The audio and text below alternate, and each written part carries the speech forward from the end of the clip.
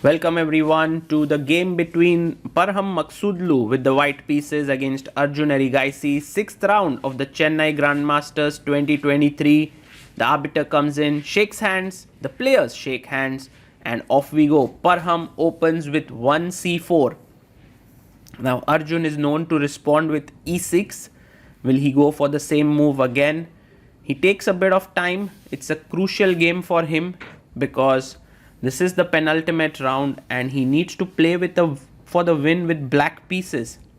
That too against a player like Parham, who's always fighting for the full point. So it's going to be a fighting game of chess, that's for sure. Knight f6.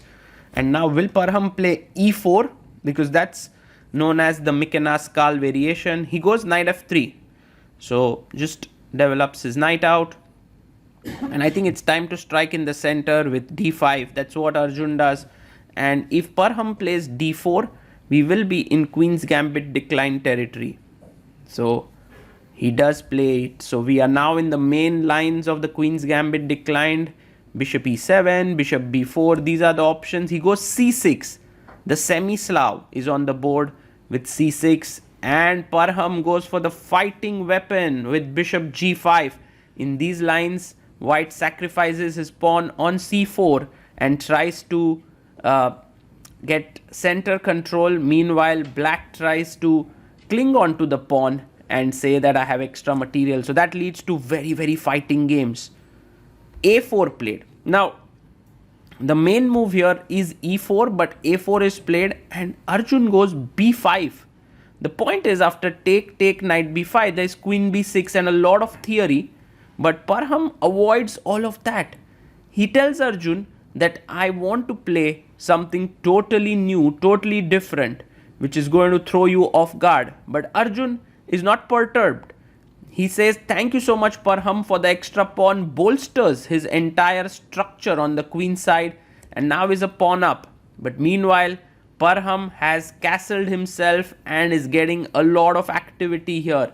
So fine play here by Parham, but Arjun also catching up. He gets his bishop out.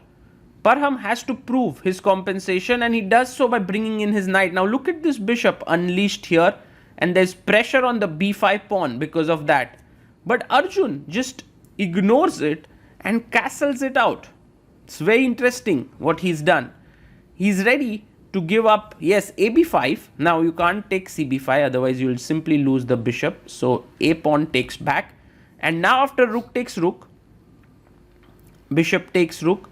This is what's going to happen. Yes, take, bishop takes. I think Arjun is fine with the fact that knight takes pawn, takes, and bishop a8. This position he's happy to play with the black pieces. So let's see what Parham does. No, he doesn't take the pawn here. He in fact goes queen a1, trying to enter here on the queen side. Arjun sacks. Ooh, he doesn't give up the bishop. He just takes the pawn. He's like, if you take here, I'm taking the knight on e5. This is very sharp play by Arjun Erigaisi, and he's also calculated it very well. So Parham now, whoa, he sacks his knight on f7. What a game we are having between these two fighters. Because the bishop was hanging and the knight was also hanging, so Parham sacks the knight there. This is known as desperado, and he takes with the king so that when the queen takes here, the knight will remain defended by the rook. That's why he's taken with the king. And to tell you the truth, the position does look very dangerous for black. But you know, when you have to win with black pieces, you have to take these chances. For now, black is a pawn up, but the king does look a bit exposed. Meanwhile, the white king looks pretty safe. Arjun very calmly brings his queen back. His idea is to maybe put the bishop on c5 and put pressure here. Parham now plays this very weird move, queen a1. It's slightly passive because the queen was doing quite an interesting job here on a8, was stopping knight d7 because the c6 pawn was hanging, and now Arjun confidently brings the knight out. So yeah, this is not working out so well. He goes queen b1 and his point is to keep an eye on the h7 pawn here. The position is settling down a bit. Arjun's advantage is growing because of the last couple of moves that Parham has played, which are a little bit too soft in the position. h6. Now the bishop comes back to f4. Now Arjun can actually play his knight to d5 here, and yes, he plays it, because if you take, then the pawns become all together. That's really a good pawn structure. It goes knight e4. The knight comes to the center of the board and now is looking at these squares. Knight comes to f6. Very interesting. And he plays bishop e5. So now the e5 square, look at white's pieces, close to the king, the queen always looking to enter somewhere here. But Arjun now makes a nice move, getting his rook to the central file. Bishop h3. Parham is looking at the e6 pawn weakness.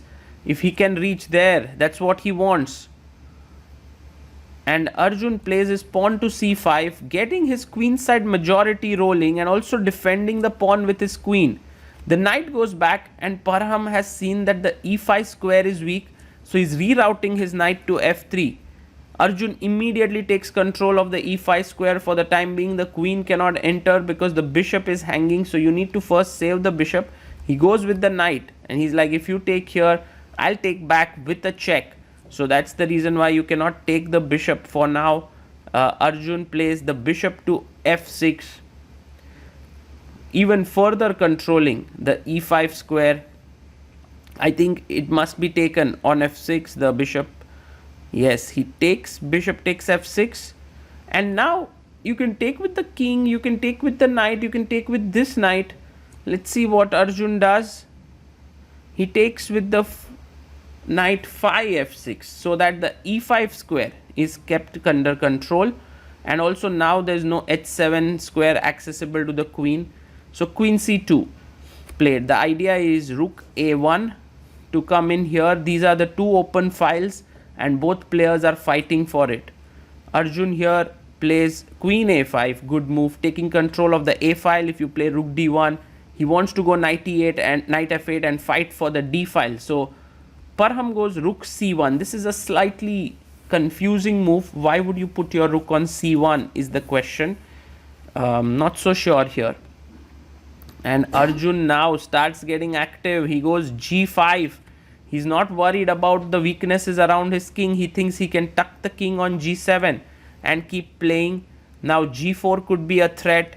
The bishop has to move. Ooh, rook f1. That's again a weird move by Parham. I think he's losing the thread of the game completely. He has just 8 minutes and this is not looking pretty for him. Arjun now, I think queen a4 seems very likely. Yes, he plays it. Good move there, because if you take the queen ba, this is better for black in all ways. So that's the reason why he goes queen d2. But now actually Arjun can play g4. Earlier he could not have done that, because after bishop takes, knight takes, the queen would have entered to h7. But here that's not the case. He plays his pawn to g4, and although the h6 pawn would hang, yeah, he takes on g4. Now the h6 pawn will be defended by the knight. Knight takes. Black is simply a piece up, it seems. Yes, the king looks exposed, but there's not really much happening. h3 played. And now the knight will come back to f6. Another key point is that if you go for a check here, I'll just take it. And I have two knights which are really powerful and the king is safe. So he takes the pawn on h6 here. And Arjun now needs to solidify his position. Does so with rook g8. Very nice move. Bringing the rook to defend the black king. And now the queen will move into c2. g4 played with the idea of g5. Maybe still some threats there. But queen c2 is such a nice move. Classy move there by Arjun Erigaisi, and he's attacking the e2 pawn. He goes queen f4. Yeah, now the threat is g5 perhaps. So king e7, he just shifts his king away, controlling all the key squares. and queen goes back to g3. Somehow Parham is trying to do something in this position that will help his cause, but Arjun is now on a greedy mode. He's taken the b2 pawn, and look at these 3 pawns, they are so powerful. Rook comes to d1. Idea is to use the queen and rook together, but these two knights of black are so good friends of each other. They just defend everything that is there. Queen takes pawn, that's chopped off, and this is almost over. Queen check, king goes to f7. You can see Arjun playing so confidently, so strong. The knight is hanging now, so you need to save it. He brings his king in, and now here there is a finishing move. Knight takes pawn, but it's so difficult to calculate because queen takes, knight is hanging, and in generally in such winning positions you don't want to make such calculations. But that's the thing about Arjun, he's able to just calculate cold-bloodedly. Knight g5 check. Okay, what happens if you take with the rook? He takes here, he's already seen it. Queen takes pawn, queen takes knight, and now the king can actually move up the board. Look at Arjun just making his final calculations. He doesn't want to botch this up. He was winning against Iranian as well, but in the end the game ended in a draw. Here he plays king f6, and now after check, maybe king f5, and the game is over because another check and the knight will block it. Yes, king f5, and if there are any checks here, knight will block with a counter check, and Parham resigns. That is a great win here for Arjun, which puts him half a point behind the leader of the tournament, Gukesh, and still in with a chance for a joint first. That's what is possible, but what a fighting win by Arjun after having not such a great game yesterday against Iranian, coming with black pieces and fighting. And I love how Maghsoodloo is also analyzing with Arjun, just trying to understand what was going on. In spite of losing the game, Maghsoodloo, a true student of the game, wants to discuss what just happened, and nothing but respect for both these players. Such amazing fighters. They actually elevate the level of this game by their fighting chess. A pleasure to have them at the Chennai Grand Masters 2023.